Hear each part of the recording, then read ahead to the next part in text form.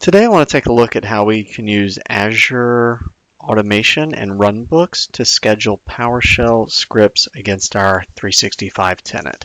So here we're looking at the SharePoint Online Admin Center. We have a listing of all of our sites, date created, owner, storage, all that good stuff.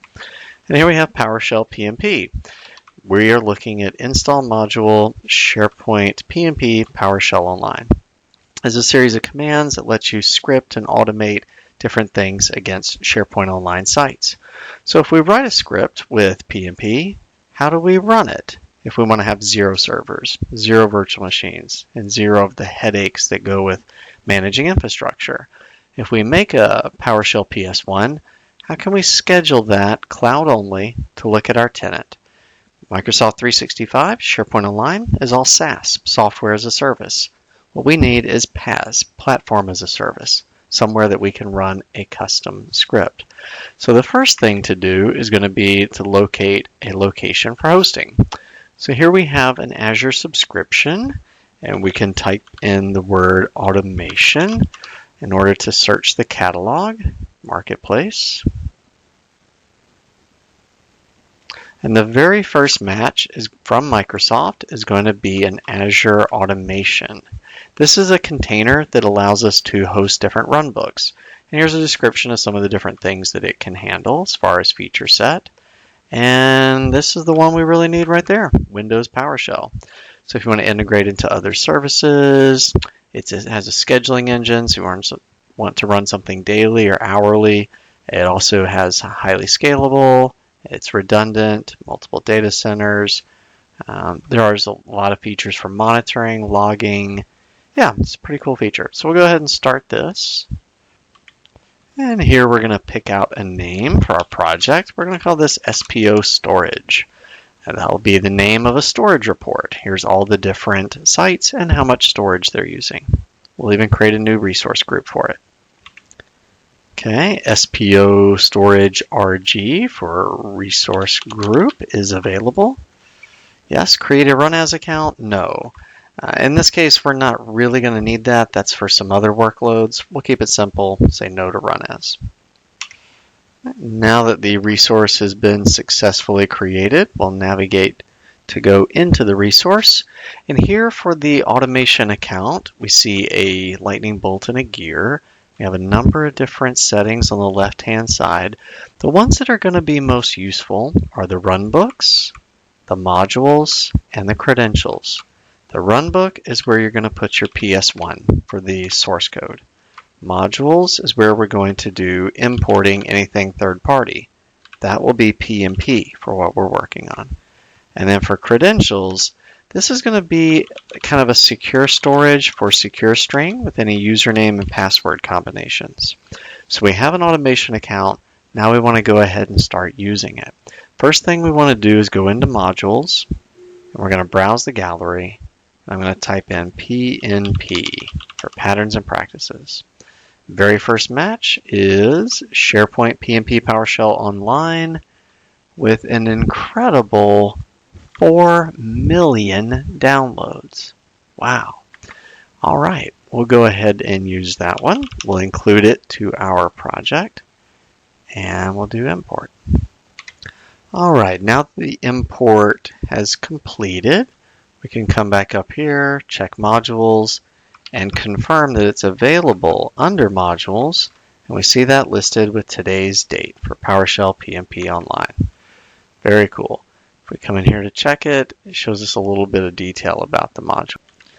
Next, we want to navigate up to the runbook section and create a new runbook. Come over here. We can name this SPO Storage.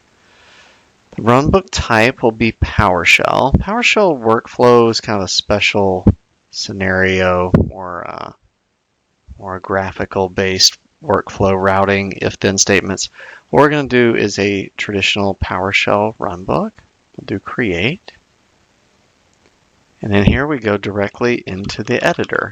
I'm just going to echo back the string hello world, click publish,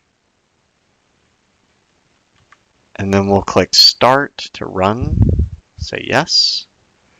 And on the output window, we can see that the job is queued up. And now we can see the job shows completed with hello world in the output. Every instance that the runbook executes will create an entry on the log. So here we can see recent jobs. It'll just continue to list out more as it runs more repetitions. You can also link this to a schedule. There might not be any schedules yet, so we'll click Create. We'll make a new one.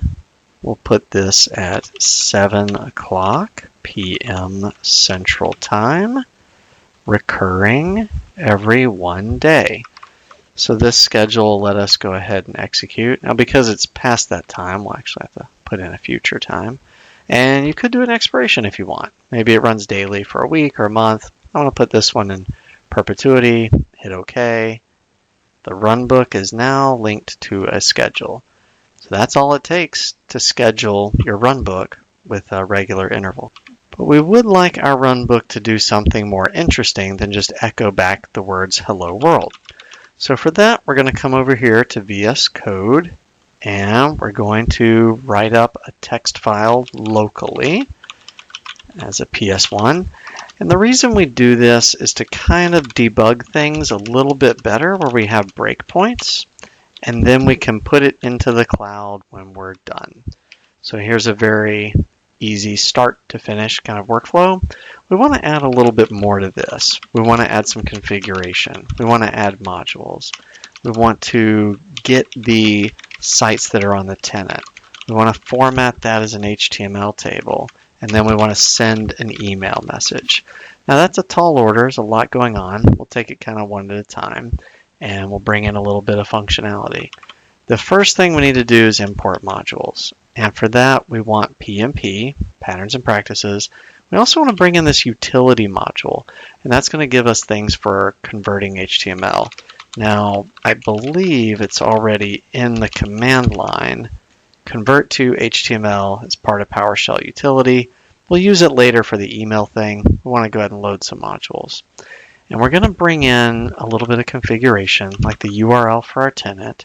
And then we need an app ID and an app secret for how we're going to authenticate and connect into the tenant for a secure connection.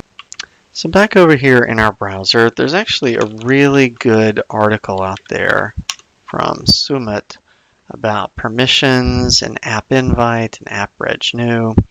What we're going to do is go ahead and do the app reg new to create a new app.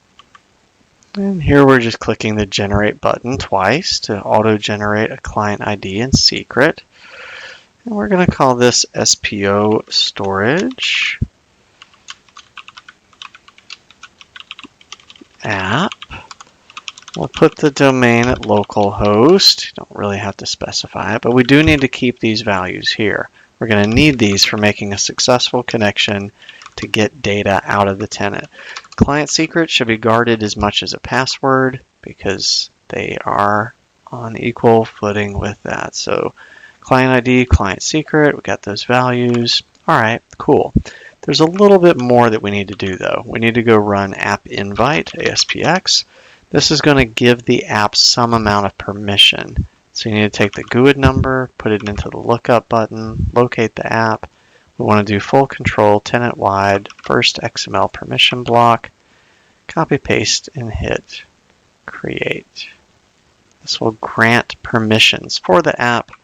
We're going to click the trust button for our new SPO Storage app. Now what that did is opened a channel for PowerShell to get in and access data. So now if we come over here and we want to connect out to the tenant and the next thing we want to do is get this formatted a little bit differently. So we're going to select certain fields we want to know, the URL, the template, those things we can see here, but we're also going to add a little bit about storage, site collection lock, and the owner. We're going to bring all those different things together, put it in a variable called table, and we'll echo it back for logging purposes. And we'll do format table auto size. Now on the HTML side, if we wanted to dress this up for an email, there's a really cool post out on Reddit here. We'll go over and take a look. So next we want to work on formatting our table, and there's a really cool article out on Reddit that goes through how to use CSS for styling HTML tables in email. And there's a couple different pieces to it, but it creates a CSS multi-line string and then leverages that with a send mail message and a convert to HTML command. So here we have convert to HTML. We're feeding in $CSS, which has some of the different styling variables. So what I'm going to do is copy the CSS into our script here, because we are going to need that. And then what we're going to do is a little bit of formatting. The table that we're sending, we will make a CSV attachment, which is pretty easy to do. File name, export to a file, straightforward. But here's where it gets a little bit more interesting. We want to make HTML out of that table, out of that collection. So we're going to pipe the original data to the convert commandlet and give it the CSS. That will create an HTML string for us to look at, kind of explore, see if there's any other formatting we want to add to it. So I'm going to go ahead and break the script execution that was running, and we're going to put a breakpoint here, F5 to run, and this is why we're using VS Code. It lets us do some debugging. So there's $HTML, and you can see all of this beautiful HTML code that represents the table we were looking at earlier. Convert to HTML is doing the heavy lifting. You don't have to do a for each and make TR and TD tags. Doing a nested for each for the rows and the cells you could do. This is a whole lot simpler, and simple is definitely where we want to be. So once that part is done, we want to add a join to it because it's actually a string array. What join is going to do is flatten this out to more of a simple string that we can use a little bit later. We're going to add onto our HTML, tack on the number of sites and the total storage. And these are going to be some functions that are based off the original collection. So table is our original collection coming in. We're doing one to format the HTML and another to measure the total storage. The count of sites, pretty easy. Already had that from earlier. So we're measuring a given column, the storage used. We're doing a summation, and then we display it here. So that gives us kind of a footer that tells us a little bit about, about our usage. All right, and I'm going to go ahead and put a command here to write this out to a file, demo.html. So whatever things we write, we can open it up and view it. And here's our output. So number of sites, number of megabytes. We have alternating row colors. That's pretty cool. We have a heading. We have a border. So there's a lot of formatting we can do for the shading of the header. We have the alternating row colors. All of this is being driven by CSS. So that CSS string we provided is formatting the table. And this was sort of an append footer where we got to do things like a count and a sum and just sort of aggregates. But pretty cool looking table. It kind of gives a little bit more than just emailing the raw data.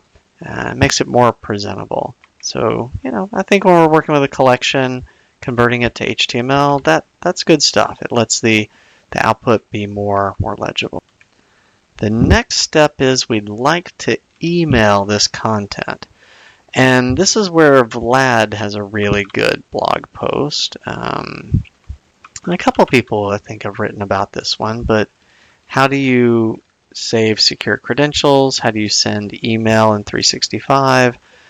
There's a couple of different steps involved. What we want to do here is to go ahead and queue up a credential request. And for our demo right now, we'll just do a simple get credential. And that'll prompt the user. Now, in the end, we don't want a prompt. We need to be able to save this in a background scheduled job fashion, so we're not going to use the interactive prompt. But for right now, we'll go ahead and use that. And then we'll send mail with our SMTP relay. Now for that we need a subject, recipient, to and from, and we're going to use the Office 365 mail relay. And we'll go ahead and get this part queued up. There's the HTML, that's the body, and here you can see body is HTML, fits right into the content above. We'll go ahead and give this a test. Alright, so here we're being prompted for username and password, so we'll go ahead and put that in. It echoes back secure string, and then we see our keyword finish, which means it made it to the bottom of the script. Also means it ran the send mail message command with no error. Alright, and here we can see the email message that was generated. Has a subject line, from and to. Also includes a CSV attachment. That CSV file that we put in the local working folder was attached on the send mail message commandlet. So you can attach files with this. We can do HTML formatting. We have our CSS again with the header, the border. The alternating row colors don't seem to come through here, but maybe with the webmail or some other rendering. And then over here we do have our footer with our sum and our count and some of those aggregates. So yeah, we've got a lot going on where we can run a PowerShell, format a beautiful email, and send it out. The very next part is to put this into the Azure Runbook, because right now we're running it localhost interactive. It would be better to put this into our runbook. For that, we're going to copy the source code, go over and find our runbook, edit what's in there, just says hello world, paste in all of the good stuff that we created locally, and there's one piece that needs to change. This get credential needs to go. We're going to have to do something different. There's a command specific to Azure called get automation PS credential, and that's going to read a saved credential. So we'll go ahead and save that. We'll come up a level from runbook to automation. Think of automation as the umbrella, the container, and within it there's one or more runbooks. We can also do saved credentials. This is the same sort of stuff as what you would have with your local Windows credential manager in Control Panel. So for that one, we're actually giving it a user account on the tenant that has Exchange. It has an Exchange Online license. It's somebody who could send an email message. What we were doing with the app ID and app secret to talk to SharePoint is fine, but this app ID and app secret are for SharePoint Online, essentially to go get source data. We need something down here that's more of Exchange Online, a user with an email account that will have the permissions to send over SMTP. We can include our attachment, our HTML body. You need an Exchange Online user for doing that. Maybe a service account, something like that. Anyway, so with that part saved, we can go ahead and publish. We have the schedule set. We can execute the runbook. And now we're going to get the same thing we had locally, but it's hosted in the cloud. No virtual machine, no server, no Windows task manager for scheduled jobs. This is running 100% in Azure, so we're using Office 365 SaaS as our data source, but we're using Azure PaaS for our runbook automation to send them. And here you can see the successful execution. There's all the output. There's the user account it wants to use for sending the email.